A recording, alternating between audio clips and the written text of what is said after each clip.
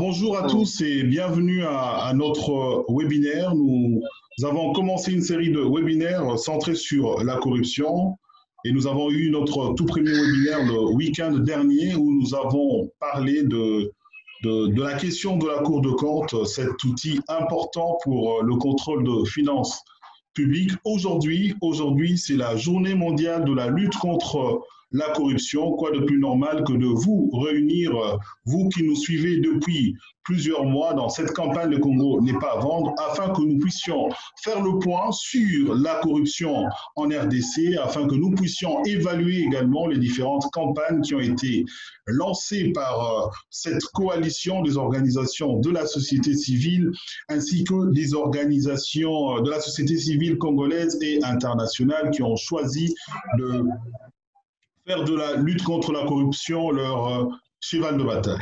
Alors pour en parler aujourd'hui, vous avez certainement vu cela dans l'affiche, je ne serai pas seul, Vous pouvez remarquer que là je suis encore uniquement avec Madame Eve Bazaïba, qui est honorable députée nationale élue, membre du MLC, on l'appelle la Dame de Fer. Pourquoi? Parce qu'elle est engagée dans des questions de développement du Congo.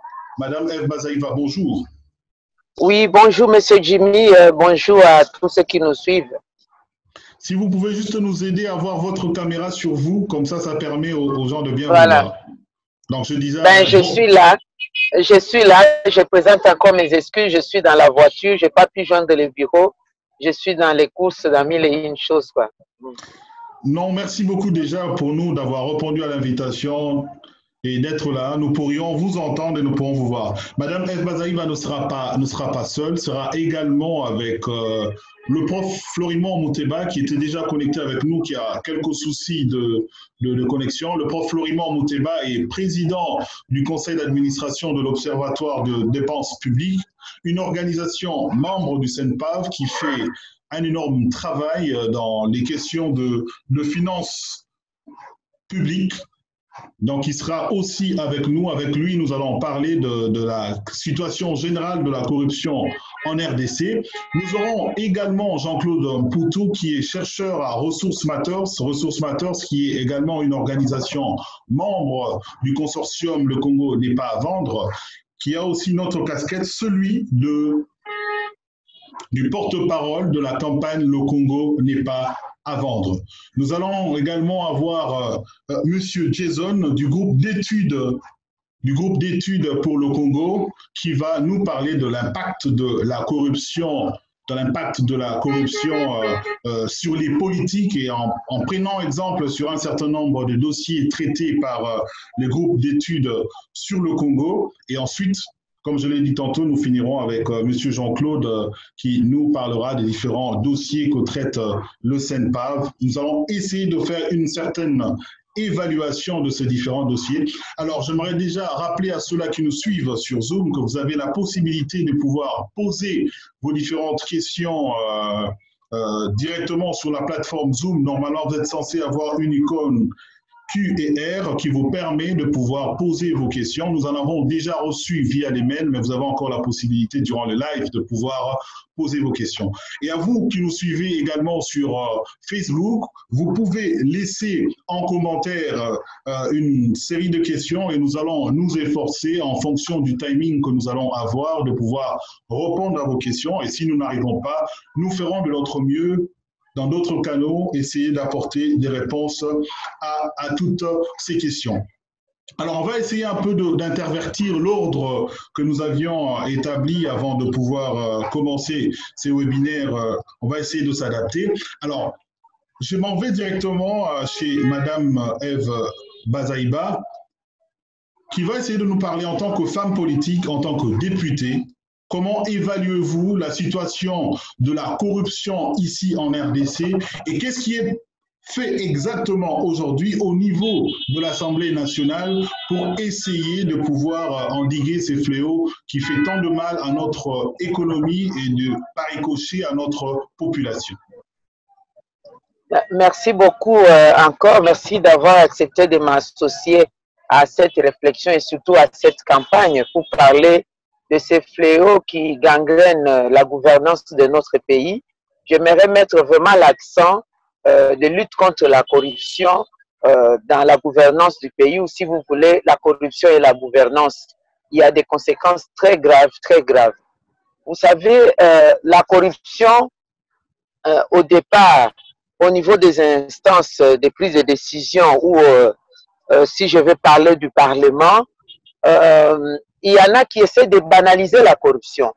On banalise la corruption en essayant de lui donner des épithètes pour se nettoyer la conscience. Par exemple, on parle de motivation, hein, on parle des encouragements, on parle de Madé Swabana, donc mettre les enfants en premier lieu, comme ça, du coup, on voit que c'est une transaction humanitaire. Donc, les demandeurs de services sont des corrupteurs. J'aimerais aussi qu'au cours de cette campagne, nous puissions plus mettre l'accent aussi sur les corrupteurs, parce que très souvent, il y a la clameur publique contre les corrompus. Si quelqu'un est corrompu, on se moque de lui et tout, mais souvent, on laisse les corrupteurs, c'est comme si les corrupteurs étaient d'office, je ne sais pas, épargnés, alors que c'est le corrupteur qui peut avoir la responsabilité première. Alors, prenons les cas dans les instances de prise de décision de la gouvernance. Il y a une certaine hiérarchie, en tout cas les constats que j'ai faits en termes des instances et aussi en termes de quantité, ou si vous voulez, de la fourchette de corruption. Et vous voyez par exemple au niveau de la République dans son ensemble, la présidence de la République qui est la première institution, parfois les membres et tout le monde, la présidence je parle de la présidence, je ne parle pas seulement du président qui est une institution, mais je parle dans l'administration, dans son ensemble. La présidence de la République est souvent corrompue par des partenaires internationaux qui viennent pour signer des accords, qui viennent pour l'investissement, etc. Soit c'est au niveau de la présidence que les gens sollicitent les pas de porte, sollicitent à être corrompus, pour que je vous donne tel service, pour que vous puissiez accéder à rencontrer les chefs de l'État, pour que vous puissiez accéder à gagner tel ou tel marché, quelle est ma part? Et l'autre aussi, parfois il y a des partenaires qui viennent directement pour essayer de corrompre à ces instances-là. Donc les deux instances, c'est comme ça que ça se passe. Alors, vous prenez maintenant au niveau de la présidence de la République, vous rentrez à l'interne. Ils sont en train de corrompre, ils ont l'habitude de corrompre les membres du gouvernement et les membres du Parlement. Par rapport aux membres du gouvernement, pour faire diligence, faire passer sans problème, sans contrôle, tel ou tel dossier d'investissement qui vient des partenaires, parce qu'à leur niveau, ils auraient déjà touché, ils auraient déjà trouvé leur compte, comme ils le disent. Alors, ils donnent aux membres du gouvernement la motivation, les roulettes pour les dossiers, ou alors les lubrifiants pour huiler la machine pour que ça roule vite. C'est ça le terme qu'ils utilisent. Et du coup, vous qui êtes corrompus, vous pensez que non, c'est juste une motivation pour que ces dossiers passent. Sans savoir que c'est la République qui est en train de perdre. Parfois, on minore les taxations et c'est la République, c'est le Trésor public qui perd. Au niveau du Parlement, les députés, nous sommes corrompus pour avoir une loi, pour faire passer telle disposition rapidement, sans contrôle. Parfois, il y a les lois qui donnent autorisation pour tel ou tel accord de coopération. Parfois, ça passe comme une lettre dans la poste, ça vient, telle ou telle commission, au niveau du bureau déjà, on vous instruit que vous allez les faire séance tenante. Si vous avez des amendements, il faut les faire séance tenante, etc. Et au départ, on aura déjà corrompu certains députés qui passeront juste pour dire non, le contrat qu'on a avec la Banque mondiale, le contrat qu'on a avec les Chinois, le contrat qu'on a avec tel XY partenaire, c'est important pour notre pays, faites passer. Vous voyez ce genre de langage, du coup, si un député, un autre passe pour dire le contraire, dire non, pas question, aujourd'hui on ne peut pas en débattre, il faut que ça passe en commission, donnez-nous 72 heures pour que nous puissions contrôler. Dans l'opinion, vous êtes mal vu. C'est comme si vous êtes en train d'empêcher qu'il y ait un contrat avec la Banque mondiale, il y a un accord avec telle ou telle institution. Donc là, en sourdine, il y a des collègues qui étaient déjà corrompus. Alors, au niveau des parlementaires aussi, et les membres du gouvernement, et aussi, ils sont corrompus parfois pour les contrôles, surtout les contrôles des actes du gouvernement, les contrôles du pouvoir public. Vous allez remarquer que nous excellons peut-être en examen des lois, etc., mais le contrôle du gouvernement, le contrôle des pouvoirs publics, ça pose problème parce qu'au départ, on est corrompu. Vous allez voir, il y a des collègues qui vont amener des motions incidentielles auprès des membres du gouvernement pour que le Premier ministre ne vienne pas parler, pour que tel ou tel autre ministre ne vienne pas parler. Et parfois, les députés eux-mêmes sont des vendeurs de motions. Il y a des motions qui sont là, on les appelle des commerçants de motions, juste pour intimider tel ou tel ministre, et en échange, ils vont monnayer ça. Le soir, on lui donne, il retire sa signature, ou tout simplement, les jours où on a programmé la plénière, il fait la maladie, il se déplace, c'est tout ça. Donc, les gens, il y a d'un côté, il y en a qui sollicitent à être corrompus, et puis il y a des corrupteurs aussi qui sollicitent pour avoir tel ou tel service. Alors, le manque à gagner, c'est au niveau du gouvernement, au niveau des pouvoirs publics. Alors, si vous permettez, alors, dans le reste maintenant, c'est déjà des grandes institutions de la République. J'entends la dame, mais j'essaie de me connecter. Allez-y, madame. Alors, donc, je disais, si déjà dans ces instances-là de prise de décision, on s'adonne à cette pratique, ça devient comme une seconde nature. Les cours et tribunaux, n'en parlons pas. Moi-même, je suis avocate. Qu'est-ce que nous ne vivons pas?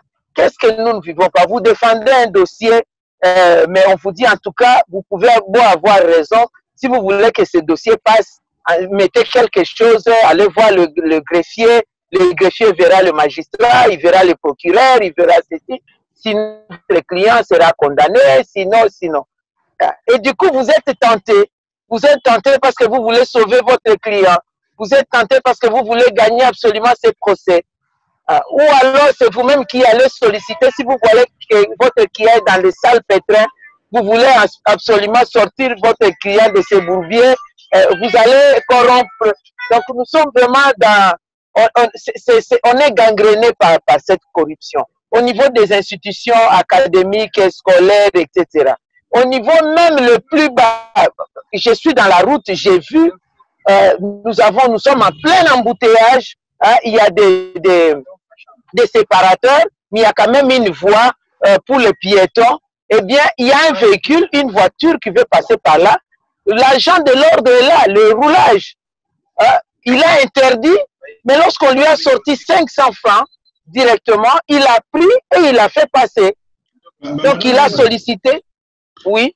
Sans pour autant vous interrompre, je vais aller peut-être directement sur... Il y a une question aujourd'hui, est-ce qu'on peut dire, plusieurs décennies après l'indépendance du Congo, est-ce qu'on peut dire que voir la corruption avec l'ampleur avec laquelle nous vivons aujourd'hui peut aussi être remis, comment dirais-je, à l'actif des parlementaires qui n'ont pas pu faire correctement leur travail, parce qu'ils ont quand même dans leurs attributions le pouvoir de contrôler les institutions, de contrôler les membres du gouvernement. À un certain moment, on peut dire que les parlements ne font pas correctement son travail.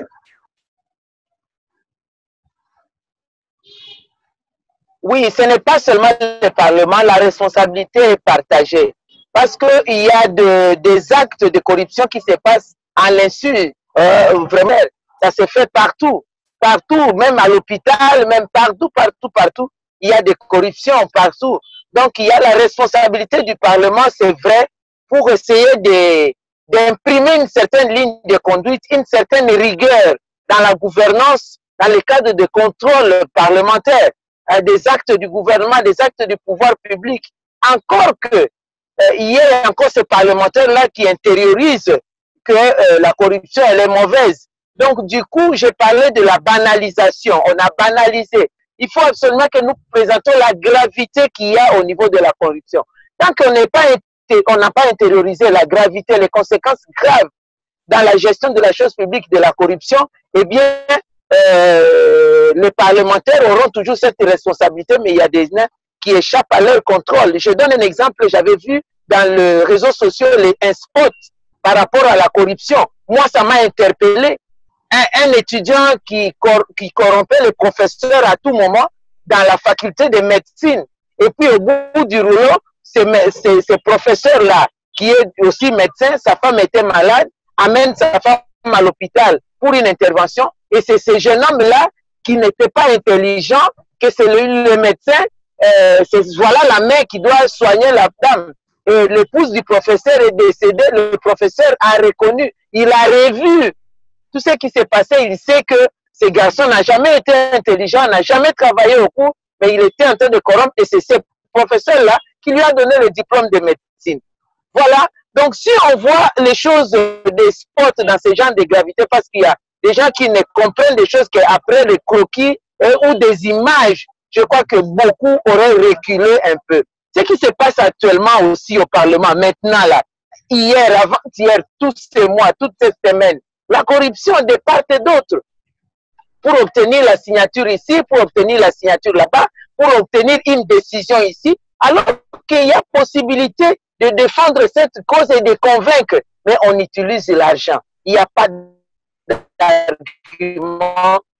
L'argent, c'est l'argument. Alors, après qu'on ait appauvri les parlementaires, ça fait 4 mois on n'est pas payé, n'est-ce pas? On accuse des arriérés, on a des problèmes, mais on vous donne 7 000 $, 10 000 $, vous tremblez dessus et vous prenez, vous apposez votre signature sans savoir exactement les conséquences néfastes qui vont venir de ça, sans savoir ce que vous avez fait. Voilà. Merci beaucoup, Madame Eve, pour ces tableaux que vous venez de peindre pratiquement dans toutes les couches de la vie publique congolaise, même tout en ramenant cela directement dans le quotidien du Congolais qui peut se retrouver face à un roulage et être prêt à pouvoir corrompre.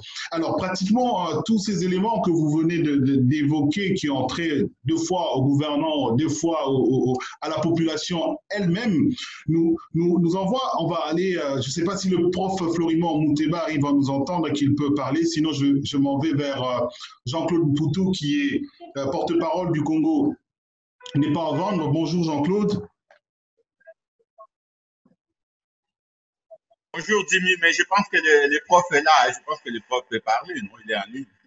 Oui, le prof est là, mais sauf que jusque-là, il n'est toujours pas connecté, c'est-à-dire son micro n'est toujours pas activé. Donc, ok, je vous attends. La campagne Le Congo n'est pas à vendre. On l'a vu ces derniers temps être au four et au moulin sur plusieurs thématiques sur la corruption. Les gens qui nous suivent ont certainement envie de savoir quels sont les dossiers que traite le Congo n'est pas à vendre. Vous avez vu tout à l'heure l'honorable qui a parlé qui a peint la corruption sur l'ensemble de la société. Quels sont les dossiers que traitent les CENPAV pour essayer de ralentir la progression de ces fléaux? Votre question elle est très vaste. Les dossiers que CENPAV, ça fait 2 ans que CENPAV, que le Congo n'est pas à vendre, travaille dans la lutte contre la corruption. Et nous avons toute une série de dossiers qui vont à la corruption dans les secteurs miniers jusqu'aux questions de gouvernance. Si je dois en citer quelques-uns, je dirais par exemple, l'un des dossiers qu'on a le plus traité, c'est le dossier passeport par exemple. Sur l'ancien contrat de Semlec, le prix de passeport qui était à 185 $, où on voulait d'abord demander un audit et une enquête sur l'ancien contrat, parce que clairement des éléments ont montré que ce contrat était un contrat de honneur, qu'il y a des membres de la famille de l'ancien président qui a touché de l'argent, au moins 1/3 du prix de passeport congolais, et que toutes ces choses-là, la justice devrait faire son travail. On avait aussi demandé la réduction du prix de passeport, parce que c'est inadmissible que les Congolais payent 185 $ pour un passeport et qu'une partie de cet argent va dans les poches des individus. Jusque-là, on n'a pas obtenu grand-chose, sinon la baisse d'un prix, mais une étude vient de montrer qu'en réalité, les Congolais paieraient au moins 155 à 160 $ que ce prix. L'autre dossier, c'est les dossiers qui touchent à la corruption dans les secteurs miniers, où là, d'une part, il y a la question de Dan Gettler, l'ami de l'ancien président, l'ami de Messander Yuma, qui est devenu milliardaire à cause de l'argent pillé au Congo et qui, dernièrement, tout le monde l'a suivi, a fait une vidéo, soi-disant, pour partager, offrir la richesse congolaise aux Congolais. Pour un Congolais, pour quelqu'un qui se dit Congolais, qui depuis 20 ans fait des affaires au Congo et qui ne parle aucune de nos 4 langues nationales, qui ne parlent même pas français. Je pense que les Congolais ont apprécié à leur juste mesure ce qu'une telle déclaration pouvait dire. Il y a aussi évidemment l'autre question qu'on a abordée dans le secteur minier, il y a la question de la Tokimo. Comme vous le savez, ces derniers temps, on a essayé de vendre plusieurs actifs de la Tokimo à une société allemande, canadienne qui n'a pas les moyens nécessaires. Et donc, on a dénoncé ces faits, on a alerté les chefs de l'État, les ministres, et pour le moment, nous attendons toujours une clarification claire. Et nous remercions les députés du caucus de l'Ituri qui ont soutenu la démarche du Congo n'a pas à vendre et qui ont continué à faire pression sur le gouvernement. L'autre dossier, évidemment, bonjour prof Mouteba qui vient nous rejoindre. Bonjour. Bonjour, il en parlera mieux que nous. C'est d'abord l'ODEP, donc membre du Congo n'est pas à vendre, qui a dénoncé en tout premier lieu les scandales de corruption dans les dossiers des 100 jours. Nous avons vu où ça nous a amené. Nous attendons toujours la suite et l'inculpation de toutes les personnes impliquées dans ce détournement. Il y a évidemment les dossiers de la Transco. Et nous avons appris que le procureur général dernièrement a fait arrêter un directeur administratif. Et puis, il y a un dossier dont les Congolais n'ont pas beaucoup parlé, pour lequel je demande à Madame la députée qui est là présente de demander une enquête au Parlement. C'est une société qui s'appelle Coman, Congo Management, et dont chaque jour, on continue à découvrir que cette société est en train de privatiser le pays. Il faut, si les Congolais ne les connaissent pas, ça vaut la peine de regarder dans cette direction Coman, qui est présent dans l'énergie, dans des centrales hydroélectriques, qui est présent dans les secteurs miniers, qui est présent dans toute une série d'affaires louches, suspectes, et pour le moment, on cherche à identifier qui sont les vrais animateurs de ça. Il y a la question évidemment des sociétés d'écran. Donc, la question est vaste. Mais au-delà des dossiers traités par les CENPAV, ce que CENPAV demande avant tout, c'est que les autorités politiques, judiciaires et administratives fassent simplement leur travail. Faire leur travail, ça veut dire quoi? Ça veut dire respecter la loi, notamment en matière d'appel d'offres, notamment en matière d'application de la justice, notamment en matière de sanctions. C'est ça l'essentiel. Les dossiers ne servent à rien si nos autorités ne font pas correctement leur travail, ne respectent pas la loi. Et comme on l'a dit dernièrement, malheureusement, la plupart de ces dossiers impliquent, comme l'a dit Madame Eve, les dirigeants eux-mêmes. Et c'est là tous les scandales de la corruption au Congo. Je pense que je vais m'arrêter là pour un temps. Et les sites de CENPAV existent, www.corruptiontip.org. Tout le monde peut aller voir là-dessus et voir quels sont les dossiers qui sont traités au jour le jour par les Congolais. Merci beaucoup Jean-Claude Poutou, je rappelle porte-parole du Congo n'est pas à vendre, qui venait de nous rappeler les différents dossiers traités par la campagne Le Congo n'est pas à vendre. Nous sommes partis du passeport, la cour de camp de ressources naturelles, où nous avons parlé de la question de Dan Gertler. Il a parlé également de différents dossiers comme était ODEP qui a conduit au procès de 100 jours. Parlant du procès de 100 jours, je profite pour saluer Jason Seung qui vient de nous rejoindre, qui est directeur du GIEC, groupe d'études sur le Congo, qu'on rappelle également membre de la campagne Le Congo n'est pas à vendre. Bonjour Jason. Bonjour, mille excuses, il y avait une coupure de courant, même ici au Canada, ça existe. Merci beaucoup. Alors, je m'en vais donner la parole au professeur Florimond Mouteba, nous rappelons président du conseil d'administration de l'Observatoire de la dépense publique, aujourd'hui qui n'est plus à présenter à cause du travail qu'ils font et qui est visible par tout le monde. Alors, professeur, nous aimerions vous entendre aujourd'hui, la journée mondiale de la lutte contre la corruption. Vous qui regardez au fin de pain la gestion de finances publiques avec des chiffres, quelle analyse en 3-4 minutes pouvez-vous faire aujourd'hui sur la situation de la corruption, de la bonne gouvernance dans la gestion de finances publiques? D'abord, je voudrais saluer et rendre hommage à Madame Bazaïba, que je n'ai plus rencontrée depuis très longtemps, mais beaucoup oublient qu'elle a été une grande figure de la société civile. Et de ce fait, nous nous sommes rencontrés, nous avons fait parfois du bon travail ensemble. Je suis content de la voir et je la suis dans sa carrière politique actuellement avec beaucoup d'intérêt. Et je l'encourage qu'elle continue. On a très peu de femmes de ces niveaux-là qui font un bon travail. Et donc, je suis vraiment content de partager ces panels avec elle. Bon, disons que je rappelle pour cette journée importante que le combat est très, très rude et qu'il doit continuer. D'abord, la corruption a un coût très élevé, nous savons tous.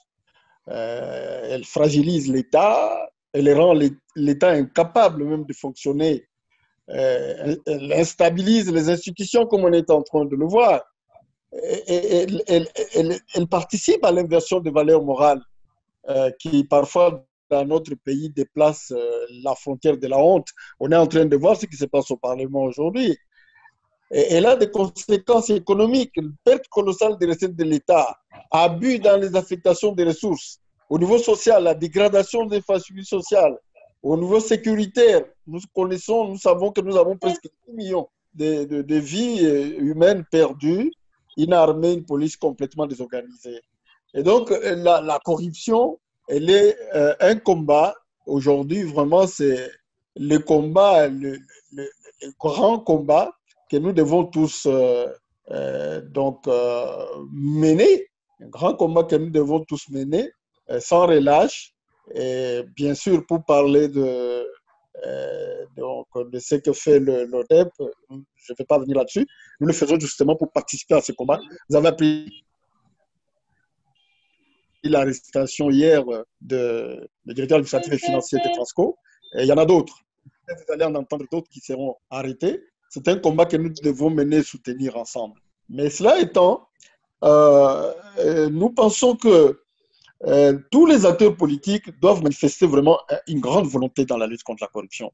Parce que ce que nous voyons actuellement, ce qui est en train de se passer dans l'instabilité actuelle des institutions, mais quand nous rentrons aux années 2018, les institutions actuelles sont les fruits de la corruption. Et aujourd'hui, on est en train de revivre les mêmes phénomènes. C'est-à-dire, nous avons, dans ces pays, nous avons participé à l'élection d'un président de la République qui n'a pas été reconnu comme tel. C'est une première, hein, vraiment, c'est incroyable. On a élu quelqu'un, mais à cause de la corruption, il a été impossible de reconnaître la victoire de cette personne-là. Aujourd'hui, tous les Congolais le savent, ce n'est plus faire la politique que d'en parler. Et donc, vous voyez jusqu'où la corruption peut nous mener. Et aujourd'hui, c'est qu'on est en train de vivre. Si on doit refaire le même schéma que celui qu'on a dénoncé, je pense que c'est vraiment très, très dommage. Et ce que je pourrais ajouter aussi, c'est de savoir que c'est vrai qu'on a présenté un budget de 6 800 000 dollars, quelque chose comme ça. Mais j'ai dit que ce budget-là, il est encore une fois irréaliste parce que si on ne se bat pas contre la corruption, si on ne se bat pas contre le coulage de recettes, si on n'est pas sévère vis-à-vis des fonctionnaires de la DGI, des régies financières globalement, si on n'est pas sévère vis-à-vis des gestionnaires des entreprises publiques, comme on vient de donner l'exemple avec Transco, mais Transco n'est que l'arbre qui cache la forêt. Partout, c'est la même façon d'agir. Et donc, si on ne fait pas ce grand travail, on ne pourra pas mobiliser assez de recettes et jamais on n'atteindra même 3 milliards. Parce que cette année, bon, peut-être qu'on arrivera à 4 milliards à la fin de l'année. Mais ça se base sur une année fiscale 2019 qui était quand même... Il n'y avait pas eu le Covid en 2019. Cette année, il y a eu le Covid. Et donc, le tissu économique a été vraiment sérieusement entamé en termes de destruction. Et ce tissu économique ici va générer quel niveau de recettes l'année prochaine? Et donc, c'est pour ça que je dis, sans être un prophète de malheur, si nous arrivons à 3 milliards, ce serait vraiment beaucoup. Mais on peut aller au-delà si vraiment on mène la lutte contre la corruption sérieusement, en réhabilitant par exemple tous les contrôles, la Cour des comptes, en donnant les moyens à l'inspection générale des finances, en incitant les parlementaires à travers leurs commissions de faire un travail sérieux. Je pense qu'avec ces instruments-là et la réhabilitation du contrôle interne à l'administration, parce que là aussi il y a des problèmes, et bien sûr le contrôle de la société civile, ensemble nous allons faire en sorte qu'il y ait suffisamment de recettes, non seulement l'année prochaine, les autres années. On peut arriver à 10 milliards, 15 milliards. Et surtout si on travaille sérieusement pour que les exonérations fantaisistes puissent cesser. Et je pense qu'avec tout cela, il est possible. Mais c'est un combat difficile, et Madame Ève le sait, c'est un combat très, très difficile. Ils sont en train de vivre ça au Parlement aujourd'hui. Et donc, c'est vraiment un combat très difficile, mais nous devons le mener. Nous devons tous le mener. La société civile ne doit pas aujourd'hui s'aligner comme on voit, par exemple, allez, ils sont libres, mais dans la crise actuelle, au lieu d'être obligés, on les voit commencer, certains commencent à préparer déjà les dossiers pour trouver un poste là, ici ou là, l'union sacrée qui va se mettre en place. Et c'est ça que nous ne devons pas faire. Nous devons vraiment rester église au milieu du village, nous mobiliser pour pouvoir faire ce travail difficile. Vraiment, j'ai un problème avec mon téléphone. Jimmy, tu sais qu'il était volé. Bon, je l'ai récupéré et il est à peine à 6% là. Donc, je risque d'être coupé à un moment donné. Ok, merci beaucoup, prof, pour votre intervention, en espérant peut-être que votre charge tienne encore. Un combat très difficile, mais avec de la volonté politique, certainement, on pourrait arriver à faire beaucoup de choses pour une grande mobilisation de recettes, en espérant que vous soyez encore avec nous. Je vais passer la parole à Jason, qui est directeur du groupe d'études sur le Congo, qui travaille sur beaucoup les dossiers et qui peut, à son niveau, déjà arriver à pouvoir cerner la question de l'impact même de la corruption sur la politique. C'est basant sur un certain nombre des dossiers que traite le GIEC. Comment analysez-vous l'impact de la corruption sur la politique? Merci Jimmy, merci tout le monde. Je salue en passant Madame Bazaïba aussi, professeur Mouteba, Jean-Claude. Je m'excuse aussi pour le retard que j'ai connu en arrivant à ce webinaire ce matin. Et salut à tous les gens qui se sont connectés. Merci beaucoup.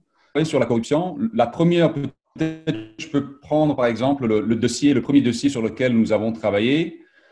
C'était les avoirs de la famille présidentielle de Joseph Kabila et sa famille.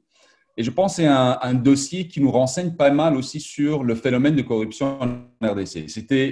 On a pris ça comme un exemple parce que c'était l'homme le plus puissant dans le pays. Donc, on voulait savoir si on pouvait connaître ses avoirs de lui et de sa famille.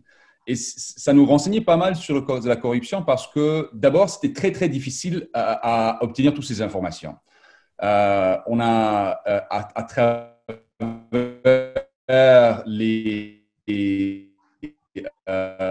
différents registres en RDC qui ont témoigné que la famille présidentielle détient des parts au moins dans 80 sociétés en RDC.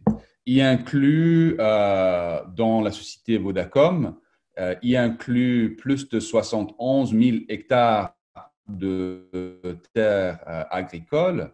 Il inclut des licences d'exploitation des mines de diamants sur un territoire qui s'étend sur plus de 720 km le long de la frontière avec l'Angola.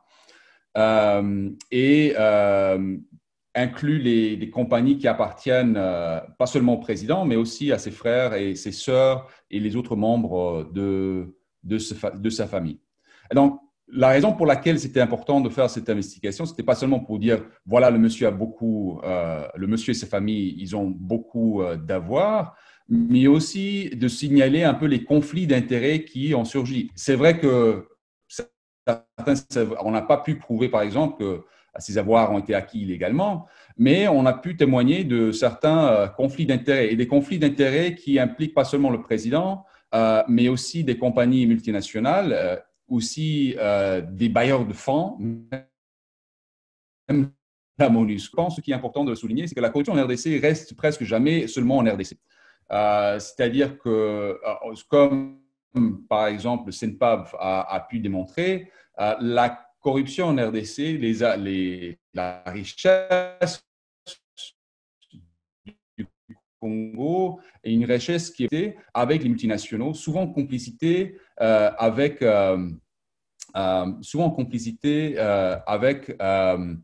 le manque de transparence fiscale des paradis fiscaux étrangers et des entreprises qui sont immatriculées ailleurs. Et je pense que c'était ça aussi qui était très important de souligner dans ce cas-là. Il est aussi important de savoir qu'il y a un manque de législation en RDC. Je pense que le professeur Mouteba ou Mme Bazaïba, ils peuvent en témoigner, pour avoir ces informations. Donc, on a dû se battre. On n'aurait pas dû se battre, mais on a dû se battre parce qu'il n'y a pas une loi sur l'accès d'informations en RDC. Il n'y a pas une loi qui exige à tous les fonctionnaires de déclarer publiquement leurs biens. C'est-à-dire, il y a une loi très fameuse qui demande au président et à tous les fonctionnaires d'ailleurs de soumettre une liste de leurs avoirs une fois qu'ils entrent et une fois qu'ils quittent leur poste officiel.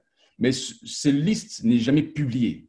Et donc, ils peuvent très facilement dire « Oui, je n'ai rien acquis illégalement quand j'étais au pouvoir », mais c'est presque impossible de le savoir concrètement. Donc, il y a un manque, le cadre législatif est assez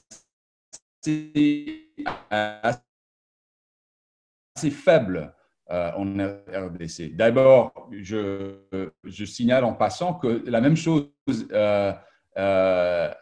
existe, la même faiblesse existe aussi pour qu'ils rendent publics leurs avoirs et les sources de leurs avoirs. Tout cela facilite la corruption. Tout cela rend très difficile pour nous, les enquêteurs et les personnes impliquées dans les organisations à but non lucratif, de faire des investigations, de faire des recherches. Et je pense que c'est très important de signaler aussi. La dernière chose que j'aimerais dire, c'est que la plus grande source, je pense, de corruption en RDC est à l'étranger. C'est-à-dire, et c'est un cas qui n'est pas seulement le cas pour la RDC, mais pour beaucoup de pays d'Afrique, si on prenait tous les fuites illégaux des capitaux et les avoirs de la RDC envers l'étranger, on pense que la somme de cela serait plus importante que la somme de toute aide internationale envers la RDC. Je pense que ça, il faut retenir. On voit souvent que la RDC est un pays qui a besoin d'une aide internationale. Cela n'est pas le cas. Si on considère, par exemple, que la RDC perd plus d'argent dans la corruption vers l'étranger, et ça, on peut mesurer, que reçoit de l'aide internationale, ça, là, on commence à comprendre que depuis l'époque de Zaïre, que la RDC, en principe, ne devrait pas avoir besoin d'une aide des bailleurs de fonds et des organisations caritatives, mais qu'elle a toutes les ressources nécessaires pour bâtir un pays. Le problème, c'est que l'argent est fuité, l'argent est détourné et part, on est surtout souvent dans les paradis fiscaux, ailleurs, souvent dans les banques internationales où il est difficile de tracer ailleurs.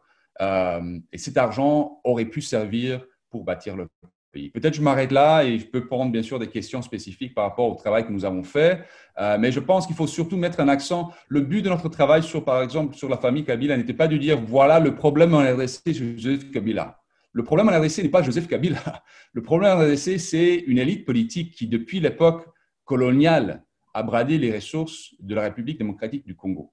Et si c'est Joseph Kabila, ou si c'est Félix Tshisekedi, ou si c'est le maréchal Mobutu, ce sera toujours une élite politique qui va détourner les ressources du pays. Si on ne met pas en place un cadre législatif nécessaire et si on ne demande pas et on ne poursuit pas en justice les gens qui détournent ces biens. Peut-être notre dernier mot que j'aimerais dire, vous avez posé la question au professeur Mouteba, qu'est-ce qui a changé? Quel est l'état actuel de la corruption en RDC? Ce que je dirais, c'est qu'on a vu après l'arrivée du pouvoir de Félix Tshisekedi, toute une série de poursuites en justice des gens pour la corruption. Et ça qu'il avait promis. Et on a tous, je pense, on a applaudi cela. Et il y a des cas assez bien connus. Je pense par exemple au procès de 100 jours, son ancien chef de cabinet, Vital Kamerhe, etc. Ça, ce sont des cas très importants et je pense qu'il faut féliciter cet engagement du président de la République. Le problème, c'est que même jusqu'à aujourd'hui, il y a très peu de gens, en dehors du procès de 100 jours, qui ont été trouvés coupables. Et les plus grands dossiers restent sans avoir été… peut-être ils ont commencé des procès, mais souvent même pas commencé des procès. Les plus grands dossiers restent toujours ouverts. Et je pense que c'est ça qu'il faut souligner et demander aux autorités de prendre ça très au sérieux. Merci. Merci beaucoup encore Jason pour je retiens quelque chose, la RDC ne devait pas avoir besoin de bailleurs de fonds parce qu'en même temps, il laisse partir beaucoup d'argent en cause de la corruption. Vous avez également parlé du manque de législation sur l'accès à l'information. Nous avons dans notre panel ici, Madame Eve Bazaïba, vous venez d'entendre, c'est pratiquement une question dans la présentation de Monsieur Jason qui vous est pratiquement adressée. Qu'est-ce que vous, aujourd'hui, en tant qu'élu, quelle démarche aujourd'hui, quelle dynamique s'installe au niveau de l'Assemblée nationale pour permettre, par exemple, qu'il puisse y avoir une loi sur l'accès à l'information et permettre à ce que cette lutte contre la corruption puisse être efficace parce qu'il y aurait beaucoup d'organisations qui travailleraient parce qu'ils auront des informations et mettront à nu certaines informations des gens qui s'amuseraient à dilapider l'argent de fonds publics.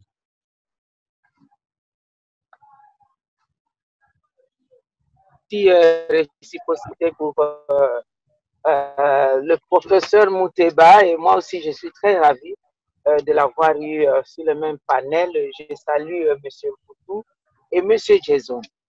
M. Jason, il a dit des choses importantes du point de vue de la loi, c'est qu'il y a une faiblesse législative dans le cadre de l'action de lutte contre la corruption.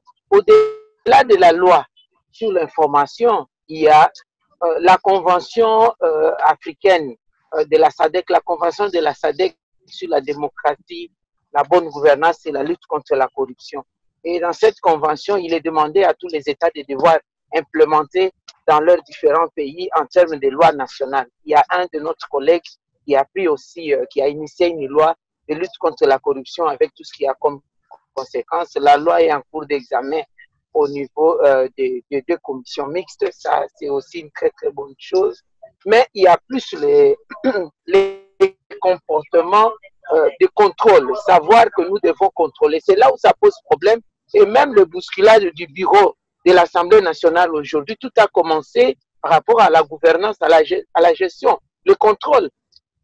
Le dossier qui a fâché, c'est le contrôle de la CENI. L'audit de la CENI n'a jamais été fait au niveau du Parlement. Jusqu'à ce jour, on a demandé.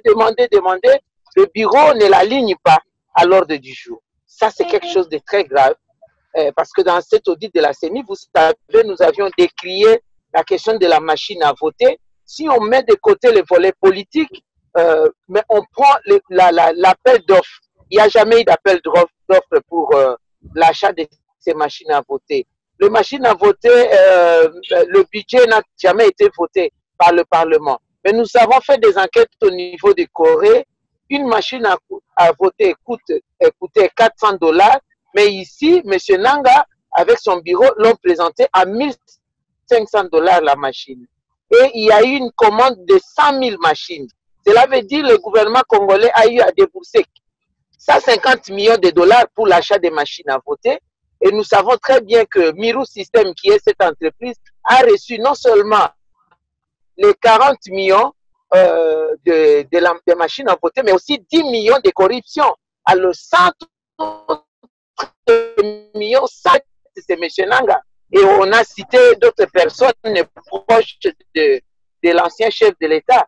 Tout ça, ça fait partie des corruptions. Et nous avons demandé à ce que cela soit contrôlé au niveau de l'Assemblée nationale, évidemment avec la Cour des comptes, parce que nous allions donner des recommandations au gouvernement et à la Cour des comptes pour qu'on puisse établir les responsabilités, obtenir la traçabilité de tout ça et devoir amener en justice une procédure judiciaire pour qu'elle soit engagée, pour que les auteurs de ces actes-là soient punis sévèrement. C'est aussi une pédagogie. Cela n'a jamais été fait et ça fait partie des dossiers qui sont en train de bousculer le bureau de l'Assemblée nationale aujourd'hui.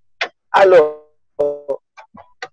concernant le contrôle parlementaire, je l'ai dit, il y a aussi le comportement, comme je ne cesse de l'insister. Il faut que nous puissions intérioriser la lutte contre la corruption, à banaliser. Ça, c'est très important. Tant qu'on continue à banaliser, ça n'ira jamais. Nous pouvons tout faire. et ça ne réussira pas.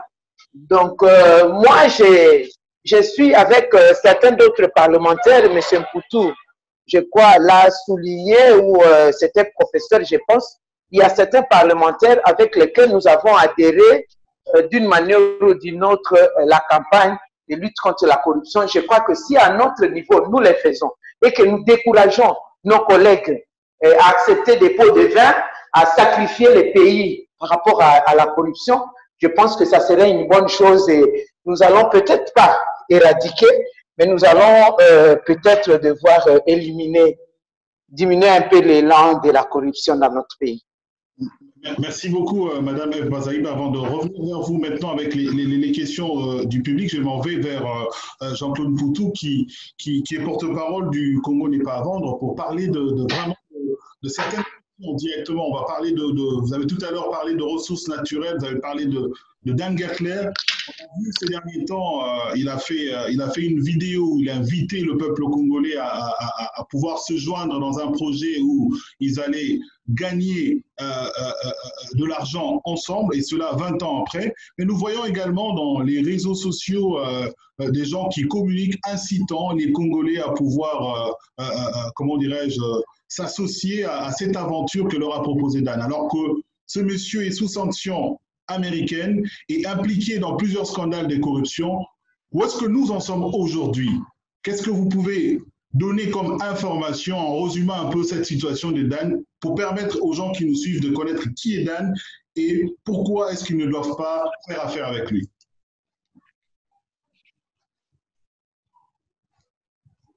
Merci Dimi. Je pense qu'il y a... Bonjour Jason. J'ai beaucoup aimé ton intervention en insistant sur la corruption de l'élite et que la solution passe par des mesures, non seulement législatives, mais aussi des mesures pratiques. Alors, pour parler de Dan, je pense pour moi que j'ai confiance, je dois le dire, à la sagesse de la population congolaise. Cette vidéo a choqué plus d'une personne sur cette arrogance, j'ai envie de dire, cette injure adressée à la population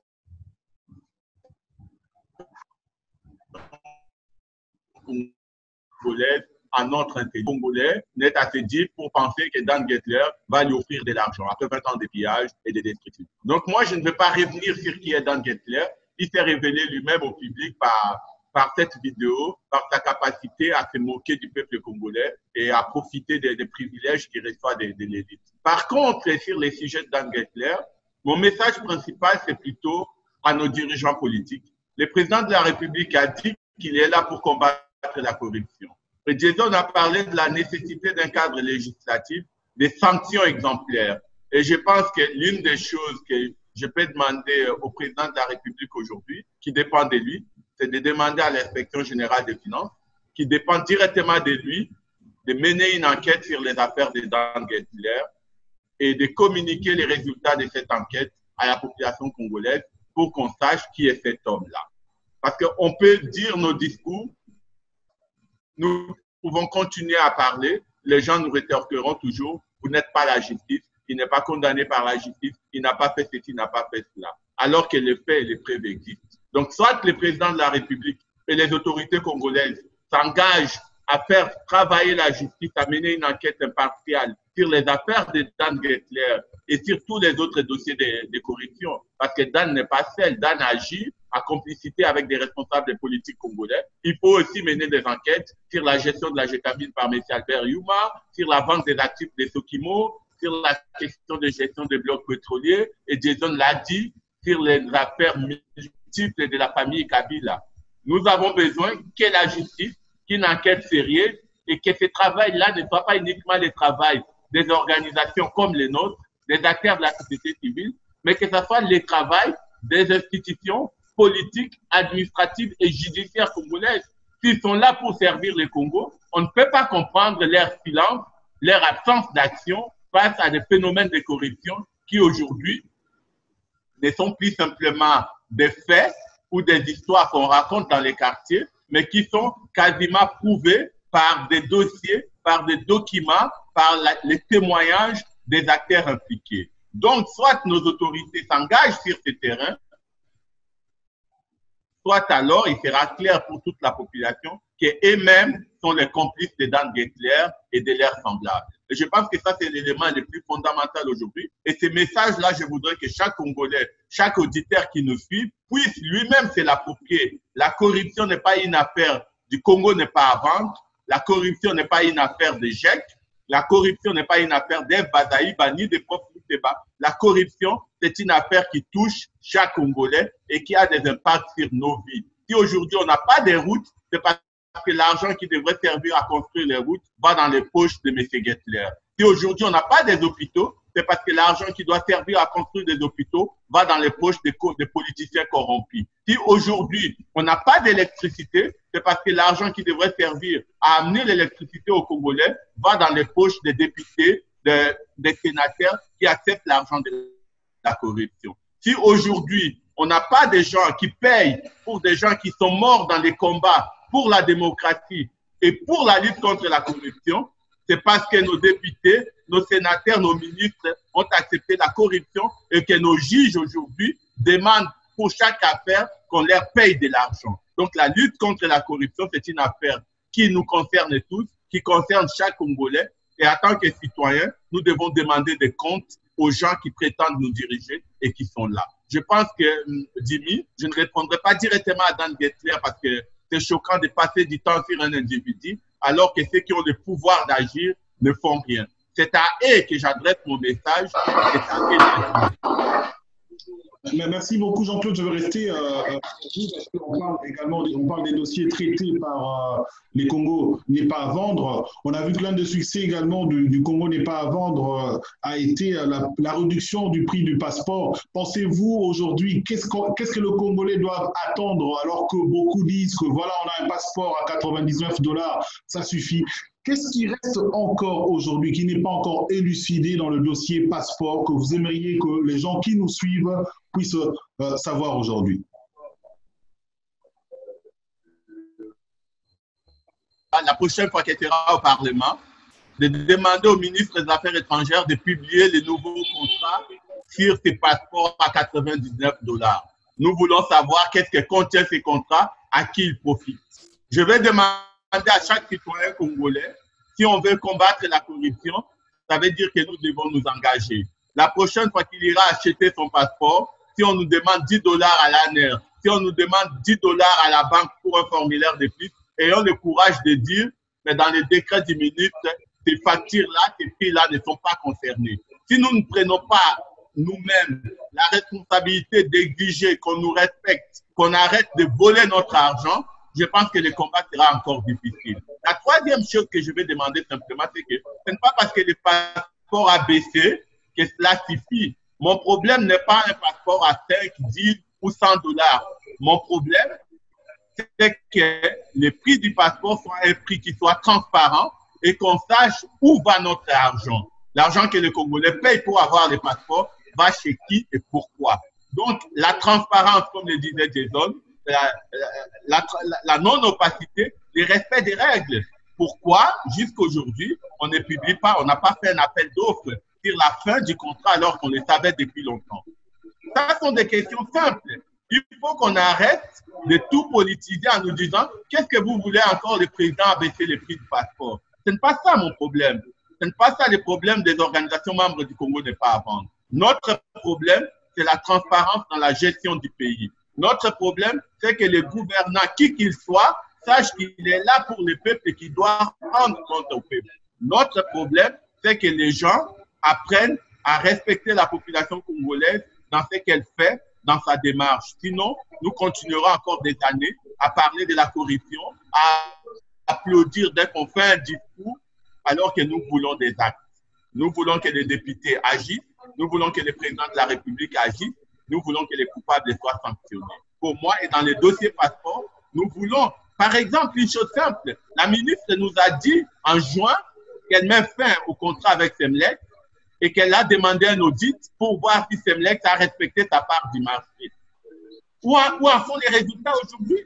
On a re-signé avec Semlec sans nous fournir les résultats de cet audit. Mais pourquoi nous l'avoir dit? Pourquoi nous avoir promis quelque chose qui n'est pas fait? Pour moi, ça, c'est un manque de respect, c'est un manque de considération envers les peuples qui sont censés servir. Et c'est cela que nous devons arrêter. En question d'évaluation sur la question du passeport, je veux revenir encore vers vous pour parler de l'accord de compte et prendre les questions du public parce qu'on est en train de prendre vers la fin. Je m'en vais vers Jason une fois de plus aujourd'hui. Vous qui êtes déjà en train de travailler, ça c'est une question de quelqu'un qui vient de nous envoyer, vous qui êtes en train de travailler sur le Congo plusieurs années, avez-vous le sentiment aujourd'hui que les choses sont en train d'aller dans la bonne direction avec le nouveau président qui a fait de la lutte contre la corruption son pratiquement tout le temps, pour autant qu'on puisse voir réellement les choses aller dans la direction de son combat? Merci, JB, merci pour la question. Je pense qu'il faut distinguer entre des mesures, je dirais, ponctuelles et une transformation systématique des choses. Ce qui est vrai, c'est qu'on a constaté, comme je l'avais dit, quand le président Tshisekedi est arrivé au pouvoir, on a constaté qu'il y avait une certaine énergie, une certaine impulsion de traduire en justice les responsables. On l'a vu pour les dossiers du Foner, on l'a vu pour les dossiers du 100 jours. Je pense à l'EJT qui a parlé là tout à l'heure de Transco. Donc, dans plusieurs dossiers, plusieurs domaines, on a vu des efforts de traduire des gens en justice pour les affaires de corruption. Ça, il faut le saluer. Il y a plusieurs problèmes avec cela. D'abord, les plus grands dossiers n'ont pas trouvé de suite. Donc, les plus grands dossiers, il faut se rappeler, la RDC est un pays minier. L'argent et ses exportations sont à 90% d'exportations minières. L'argent, les recettes de l'État sont dominées en grande partie aussi par les ressources naturelles. Dans ce domaine-là, on n'a rien vu. Et là, je pense qu'il faut insister. Donc, comme JC l'a dit, j'aimerais qu'on voit des actions dans ce domaine-là. Donc, j'aimerais avoir plus d'actions de l'exécutif, de l'appareil judiciaire par rapport à certains domaines où on n'a jusque-là rien vu. Il y a des gens qui ont été arrêtés. On constate par exemple Abdallah Bilengue de la RDA qui ont été arrêtés, mais dont on ne connaît pas encore la suite. Et donc, je pense il est encore tôt de dire qu'il y a une nouvelle dynamique. Il est aussi, je pense, facile de faire des choses, des interventions ponctuelles sans avoir ciblé les plus gros poissons et les plus grands dossiers de corruption. Ça, c'est la première chose, je pense qu'il faut le dire.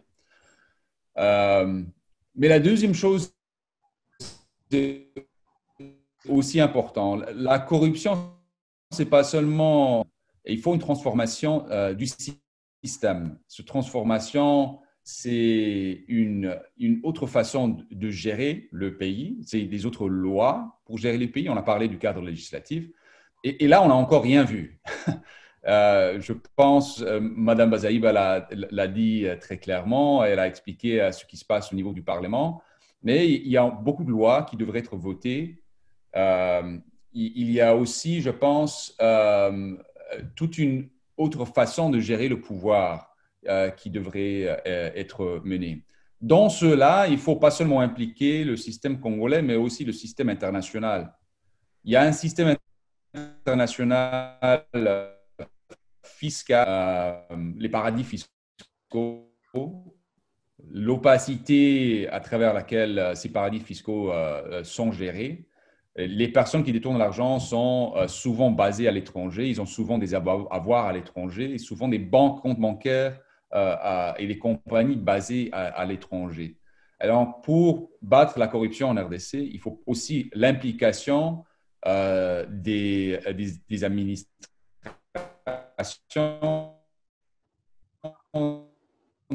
des gouvernements qui sont un peu ce que j'ai dit avant, mais pour répondre directement à la question, il est trop tôt de dire, et ce qu'on voit du nouveau gouvernement, il y a du bien, mais il manque encore beaucoup. Il manque un nouveau système et il manque des dossiers concrets, surtout sur la gouvernance minière dans le pays.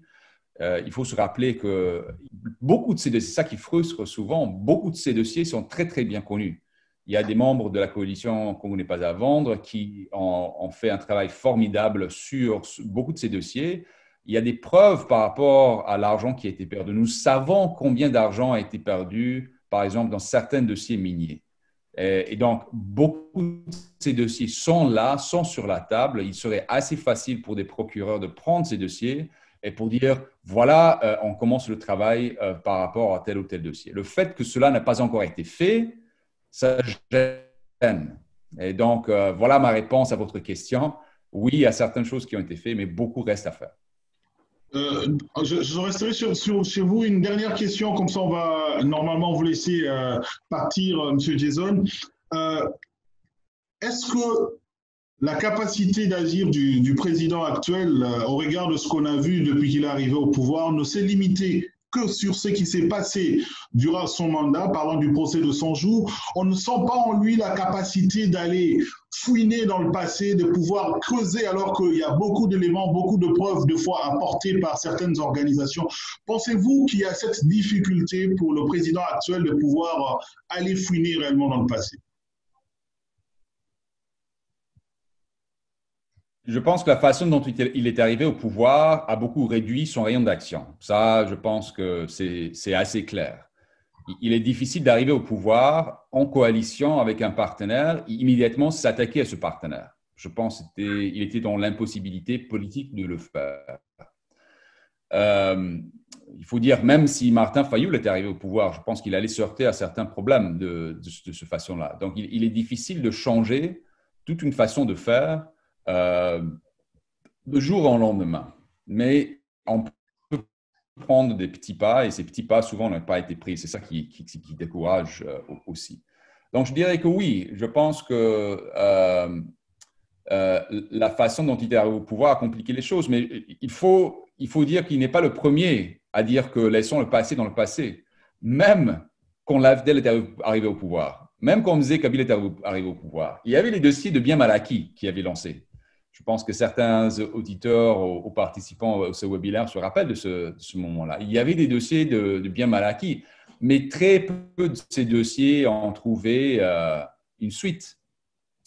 Il y a combien de anciens moboutistes qui étaient au pouvoir, qui ont volé de l'argent de la République, qui sont encore là aujourd'hui?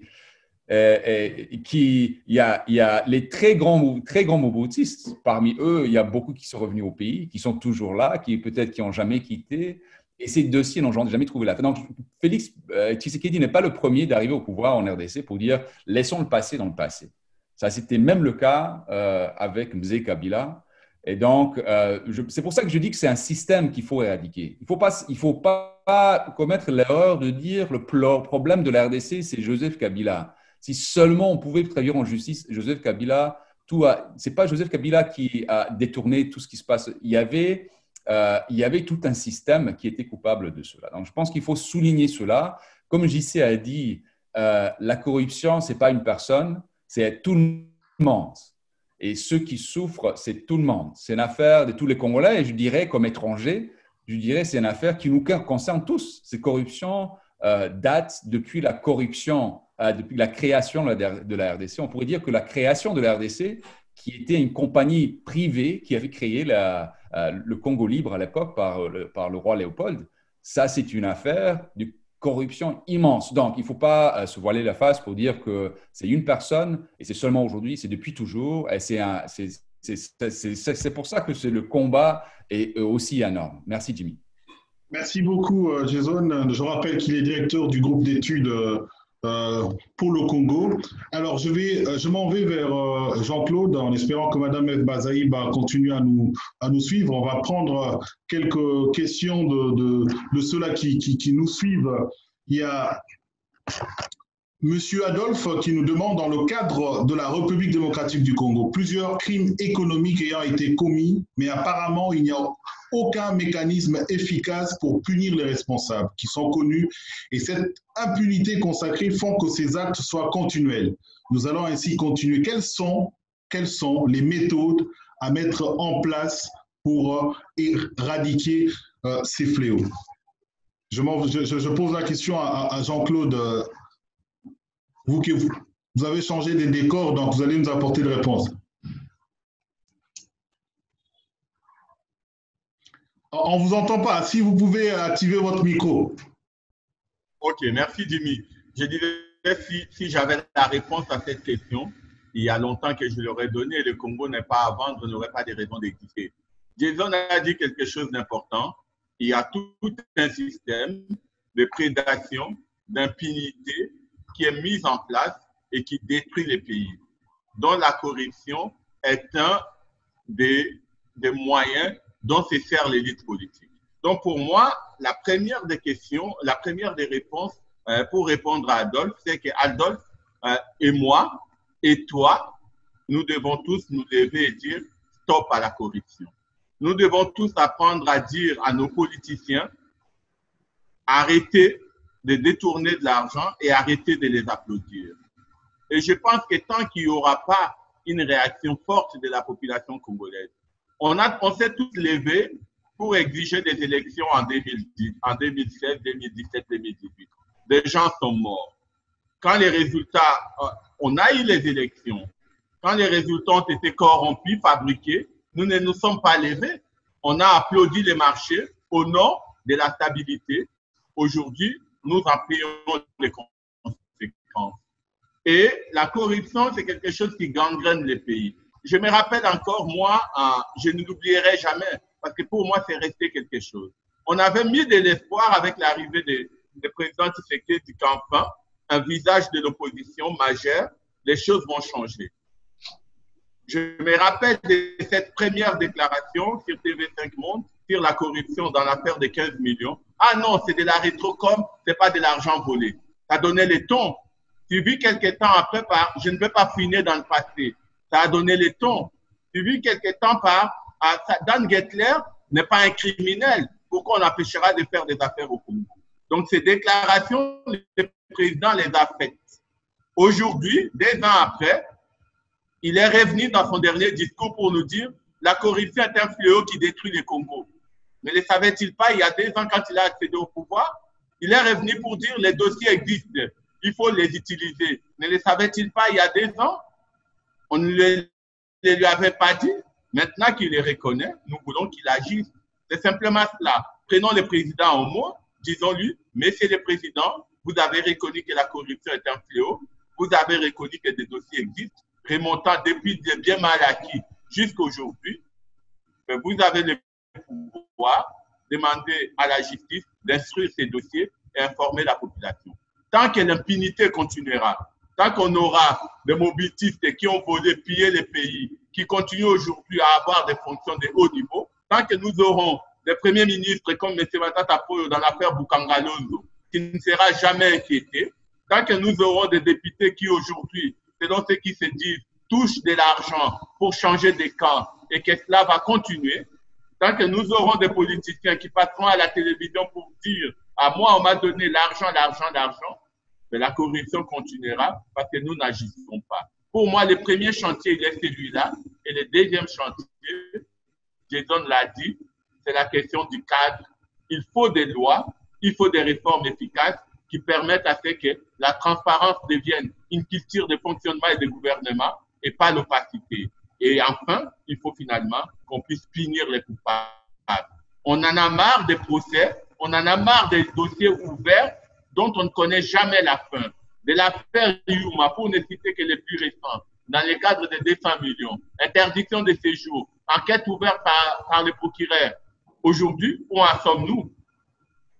De l'affaire des 100 jours, on a jugé l'affaire des maisons préfabriquées. Et la question des sols des moutons, qui est condamné pour ça? Et pourtant, on a ces bétons qui aujourd'hui défigurent Kinshasa et qui ne sont pas terminés. Est-ce que comment peut-on penser qu'un pays comme le nôtre, en 2 ans, soit incapable de construire 6 sauts de moutons et de les rendre utilisables? On parle des grands dossiers, mais regardons les choses les plus simples. Les embouteillages dans Kinshasa avec les sauts de moutons, ça fait 2 ans que ça dure.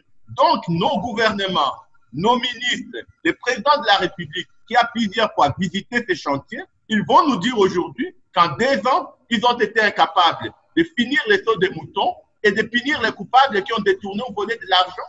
Il y a quelque chose qui ne va pas. Et dire cela ne fait pas de moi un politicien, ne fait pas de moi un antipathie.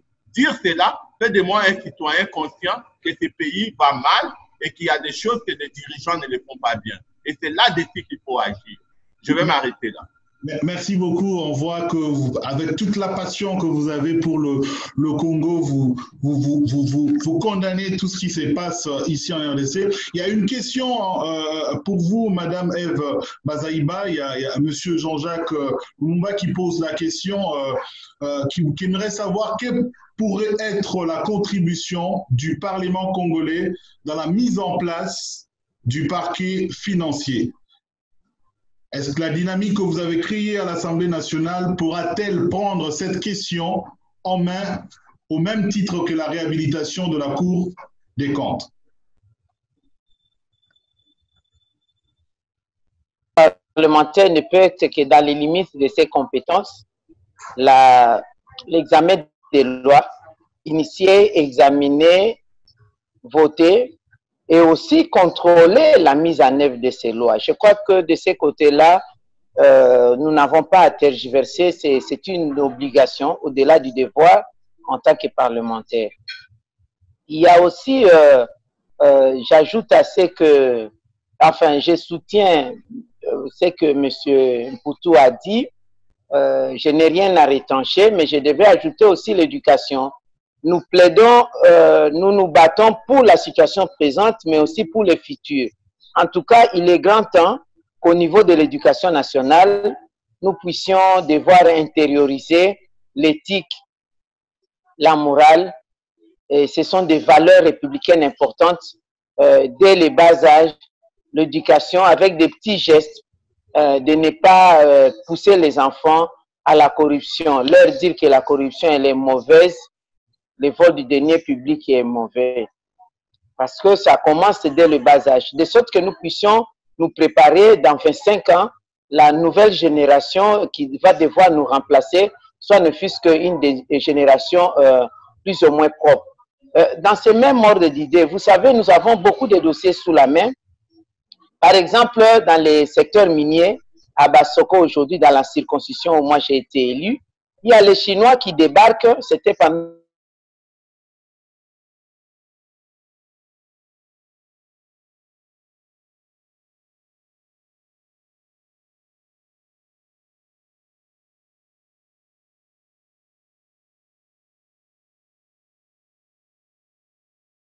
il n'y a eu aucune étude d'impact environnemental. On va perturber la rivière et en amont et en aval, on ne sait pas comment ça va être fait. Et tout ça, on n'a même pas tenu compte des partenariats publics-privés parce que la population, les ayants droit, les riverains ne sont pas informés. Ils vont débarquer les Chinois pendant cette période pour travailler. Alors, lorsque nous demandons halte, nous disons qu'on ne peut pas le faire. Qu'est-ce que les Chinois ont fait? Ils ont corrompu. Ils ont utilisé la corruption, la population est pauvre, ils ont remis seulement $3,000, je dis seulement parce que c'est avec des prunes qu'on corrompt la population démunie, $3,000, l'équivalent en francs congolais, aux notables. Et lorsque nous disons non à cela, il y a certains notables qui s'érigent contre cette façon de voir les choses, en disant que nous sommes les élus du coin, nous leur avons jamais donné de l'argent. Il y a des Chinois qui débarquent, qui leur donnent de l'argent et qui leur promettent monts et merveilles. Nous nous insurgeons contre. Donc, il y a encore une éducation à faire. Une éducation, c'est aussi très important. Vous avez entendu ce que M. Mpoutou a dit. Quand il pose des problèmes de faits réels, des problèmes pour l'intérêt général, on l'attribue à des sentiments politiques. On pense qu'il est dit en politicien, alors qu'il est dit c'est un exercice citoyen en bonne et due forme. Nous autres, quand nous le disons, on nous critique, on dit que nous sommes des aînés. Nous ne voulons pas que ceux qui sont au pouvoir travaillent, même si on doit travailler dans le cadre de l'union sacrée. Ça, c'est, je donne cet exemple. Mais cela ne veut pas dire que je dois me taire. Cela ne veut pas dire que je dois me taire. Union sacrée, ce n'est pas union sacrée pour sauver les individus, mais c'est pour sauver un pays, c'est pour sauver tout un peuple. C'est pour casser le système, comme avait dit M. Jason, casser le système des antivaleurs pour gouverner dans la bonne gouvernance. D'ici 2030, qu'est-ce que le Congo va présenter dans le rendez-vous des objectifs de développement durable? Si nous baignons dans la corruption, si nous sommes encore en train de patauger dans la corruption, où il y a le coulage de recettes, où nos frontières sont poreuses, il suffit d'un petit rien pour faire passer à gauche ou à droite, faire rentrer les armes, par exemple. Nous-mêmes, nous sommes des acteurs de l'insécurité dans notre pays. Voilà. Il faut que chaque citoyenne de ce pays puisse s'élever et s'ériger en obstacle des antivaleurs, essentiellement la corruption. Voilà. Merci beaucoup, Madame Ève Bazaïba. Je rappelle que vous êtes députée MLC. Merci beaucoup à Jean-Claude Poutou, chercheur à Ressources Matters et porte-parole de la campagne Le Congo n'est pas à vendre. Il y a beaucoup de questions, la matière est tellement vaste, mais nous n'avons pas assez de temps. Merci beaucoup pour votre participation. Nous rappelons qu'aujourd'hui, c'est le 9 décembre, journée mondiale de la lutte contre la corruption. Nous avons voulu, ensemble avec vous qui nous suivez sur Facebook et sur cette plateforme, parler de la situation générale de la corruption en RDC et faire un zoom sur la question des corruptions sur les différents dossiers traités par le CENPAV. Nous vous disons, c'est le deuxième webinaire que nous avons avec vous. Nous prenons rendez-vous pour un troisième. Merci beaucoup, Madame Ève Bazaïba. Merci beaucoup, Jean-Claude Boutou. Merci au prof Mouteba qui n'a pas pu finir avec nous. Merci à Jason. Merci aussi à vous qui nous avez suivis et nous prenons rendez-vous pour la prochaine fois. Merci beaucoup. Merci, Jimmy, pour cette invitation. Merci, Madame Ève. Ça a été un plaisir. Merci. Merci, M. Mpoutou. Merci beaucoup. Merci, Jimmy. Merci, Jason. Merci à tout le monde. Nous sommes ensemble.